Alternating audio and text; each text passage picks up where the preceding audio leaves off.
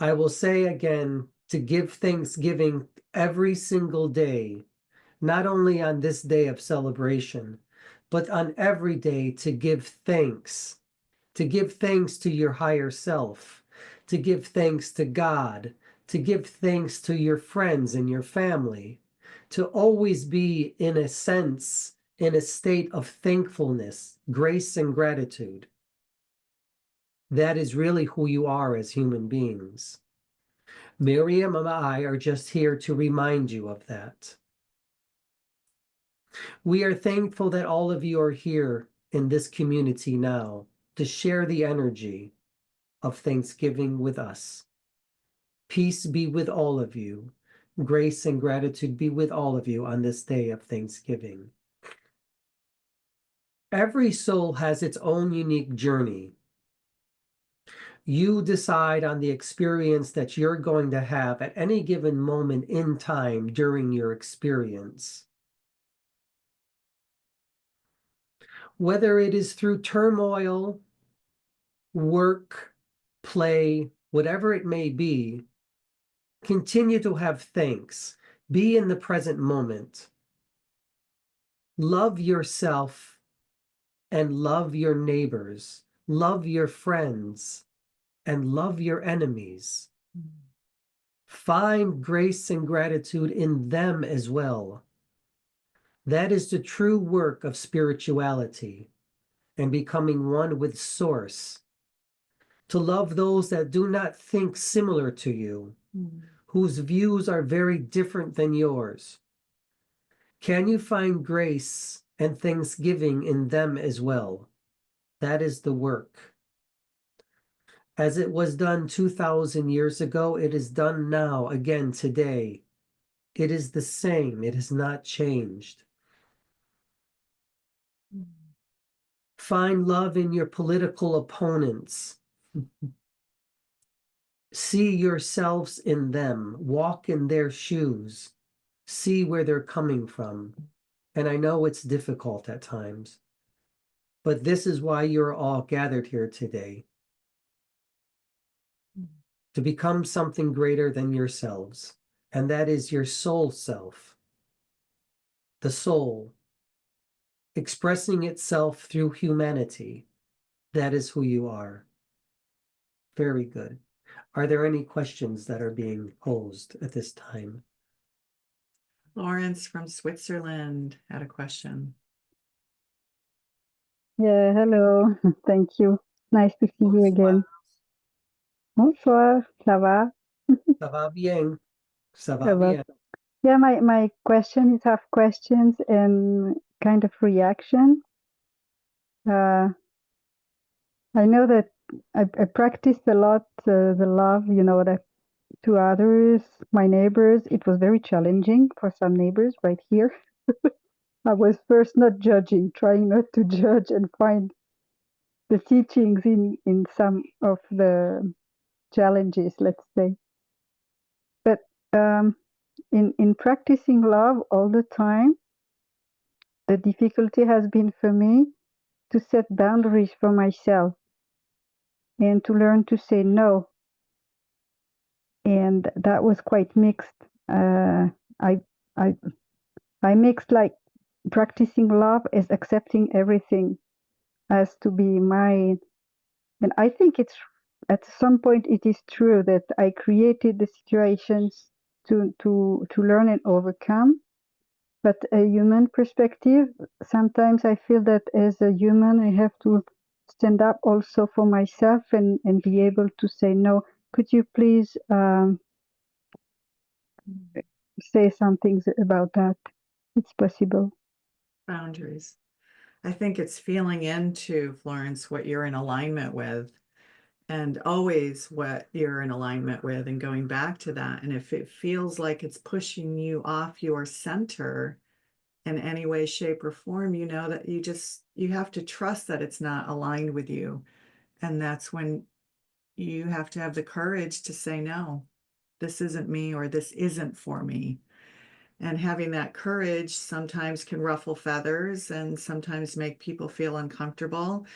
It might even mean walking away from friends some friends, some family, or even an entire community, right? But if it's not aligned with you, that's, you know, that's your temple. That's your field. That's your higher self saying, this isn't me, right? This is not what I stand for. And to take a step back and breathe into that, it's the surrendering into the higher self and what the higher self is guiding you to do. Mm.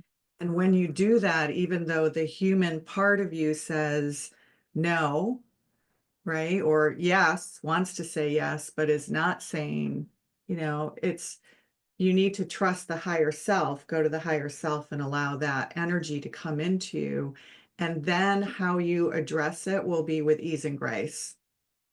Yes. Yeah. Do you want to add to that? Do you love yourself enough, Florence, to allow yourself to be who you wish to be in this lifetime? Do you love yourself enough to say, this is my community. These are the individuals with whom I wish to frequent. Do you love yourself enough, Florence, to say, these are my friends. These are the community that will assist me. And this is what I will support and not support. Do you love yourself enough to say to others, you do not speak to me that way. I am Florence. This is how you speak to me. I am Florence. Je suis Florence. This is how you speak to me. Do you understand, Florence? With love, but With also love. with love, but Yeah. also resolve. Yes. Yes, and I'm learning and practicing that now. It's not very long. It is a It practice. is a practice. And remember, it's what's right for your higher self, because sometimes what seems to be right for us in the moment, or might be linked to what our ego wants, is not necessarily right for our higher self. So there's a distinction there. And how you know the difference is you meditate, you sit and you breathe into it, you surrender into your higher self and say, show me the way. And Mhm. it will. Okay, yeah. Thank you. Thank you, Florence. Mm. Talk about the purpose of Yeshua bringing forth love in a new way, meaning what was new about the consciousness of love. So you're talking about 2,000 years ago and a little bit today. The consciousness of love 2,000 years ago was a new concept. It was often an eye for an eye and a tooth for a tooth. Do unto others before they do unto you. But I changed that. We changed that together. The concept of love is to love all, even your enemy. Give to your enemy that which he desires. Don't hold back. Open your heart.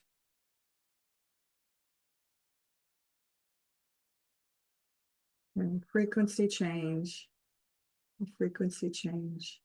Sometimes particular language, topics, or an energy that your Good. soul is calling for. I am Miriam of Magdal. It is good to see you It's again. good to see you too. And I will talk about this change in language. Yeshua and I practiced the language of love that others couldn't understand during this time. It was a practice of opening your heart to all the energies that are there, not to harm others, not to do harm to others, not to think of harm as others, not to harm others in any way. It was a new concept. And the concept slowly did build, little by little. And you can see it now differently today. You as human beings, we as human beings do not harm each other as we used to. We are much different now. Our consciousness is different. We think of our enemy differently. We don't wish to harm our enemy. We wish to heal our enemy. You see, back then, I don't wish to say that humanity was cruel. It was just different. It was a different way of living. It was more harsh than it is today. There is much more love today than ever before, and we wish to show you that.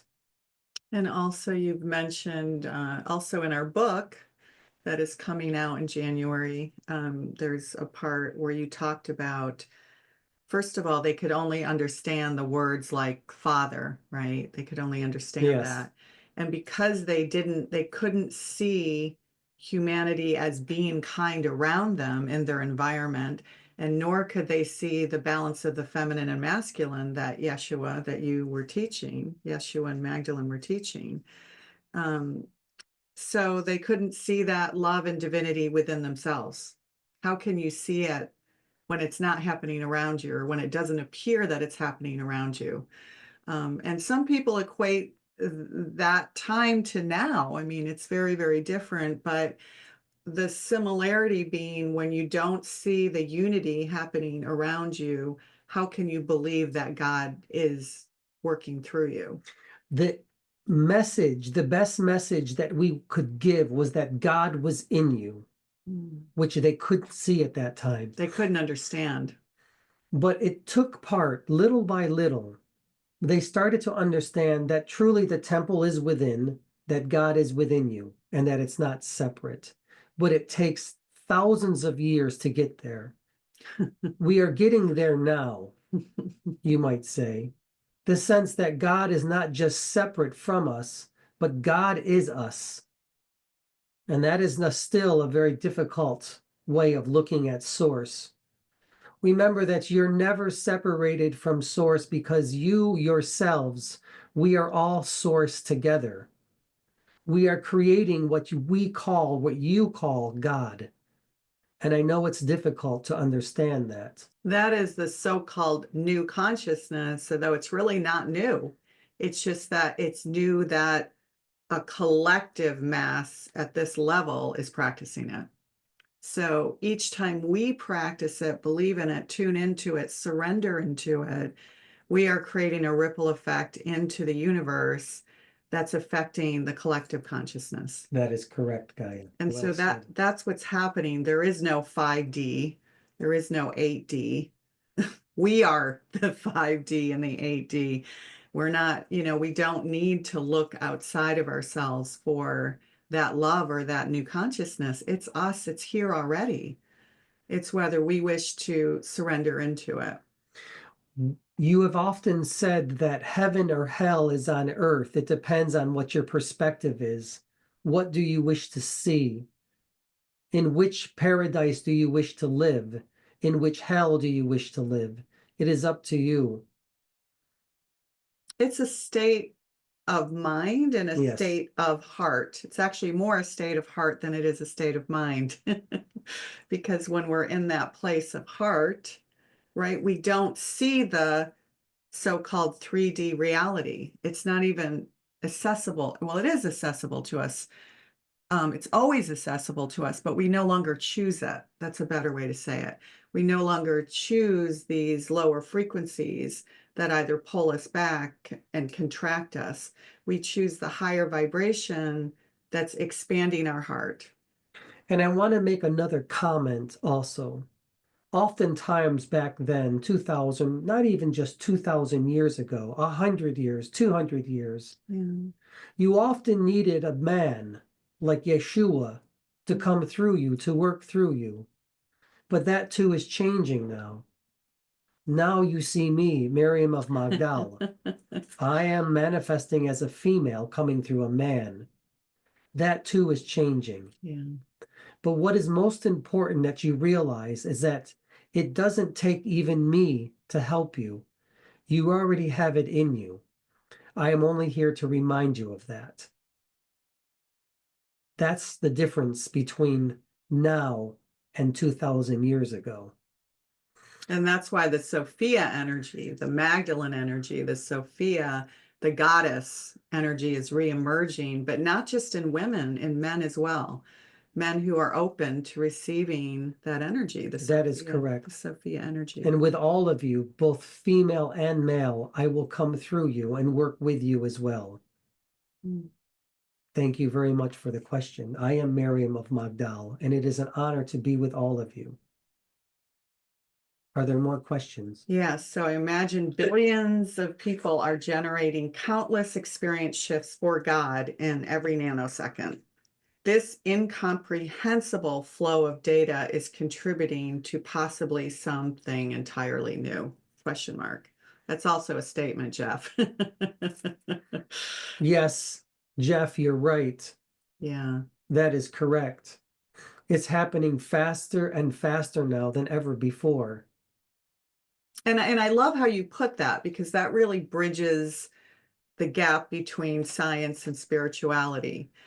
So I love quantum physicists will say is that the universe is constantly recreating itself again. Anew. It's constantly recreating. And so really in the quantum field, that's exactly right, Jeff, that we are constantly creating these, you call them experience shifts for God, but they're different probabilities. Billions of probabilities that are like opening up almost like a butterfly in every nanosecond. So it is incomprehensible.